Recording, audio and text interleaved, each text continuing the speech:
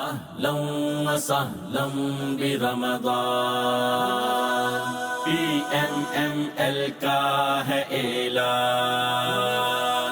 بسم اللہ الرحمن الرحیم. یہ ہے خدمت کا رمضان اور اس وقت انڈس ہاسپٹل کے باہر موجود ہے. ایک اور روزہ ایک اور افطار پوائنٹ. اس وقت میں موجود ہوں بچہ جیل کے بالکل سامنے، ملیر جیل بھی کہا جاتا ہے. اس وقت ہم موجود ہیں نیو کراچی ٹاؤن میں. سحری اور افطاری کا سلسلہ روزانہ کی بنیاد پر موجود ہے. کراچی میں روزانہ کی بنیاد پہ کم و بیش 50,000 افراد کے لیے جو ہے وہ سحری اور افطار کا انتظام کیا جا رہا ہے، اور یہ سلسلہ روزانہ کی بنیاد پر بڑھتا جا رہا ہے. اس رمضان کو خدمت کا رمضان قرار دیا ہے، تو خدمت کے رمضان کو خدمت کا رمضان بنائیں گے انشاءاللہ. آپ دیکھ سکتے ہیں کہ ہمارے عقب کے اندر افطاری کا اہتمام کیا گیا ہے. اچھا، یہی افطاری کا اہتمام پہلے دن سے ہی جاری ہے. پاکستان مرکزی مسلم لیگ، ہمارا جو موٹو ہے وہ یہی ہے، ہماری سیاست خدمت انسانیت. پکوڑے وغیرہ یہ لائیو بنتے ہیں، سموسے اس طرح ماشاءاللہ شربت کا اچھا انتظام ہوتا ہے. مسافر حضرات ان کے لیے افطار باکس کا بھی اہتمام کیا ہوا ہے کہ یہاں پہ اگر آپ بیٹھ کے کرنا چاہیں تب بھی، یا اگر آپ اپنی گاڑی میں سفر کر رہے ہیں تو انشاءاللہ آپ کے لیے پارسل افطار کا اہتمام بھی موجود ہے. ہم جو ہے یہاں خدمت کے لیے کھڑے ہوتے ہیں. افطاری پارٹی ہمارا روز کا روٹین ہوتی ہے. آپ دیکھ سکتے ہیں کہ یہاں پہ زیادہ تر لوگ روڈ سے گزرنے والے مسافر ہیں. ہم افطار کروا رہے ہیں اور ہمیں بہت اچھا لگتا ہے کہ ہم اپنے باقی بھائیوں کے ساتھ مل کر افطار کر رہے ہیں اور کروا رہے ہیں. پہلے رمضان المبارک سے افطاری کا پوائنٹ لگایا جا رہا ہے. یہاں پہ مزدور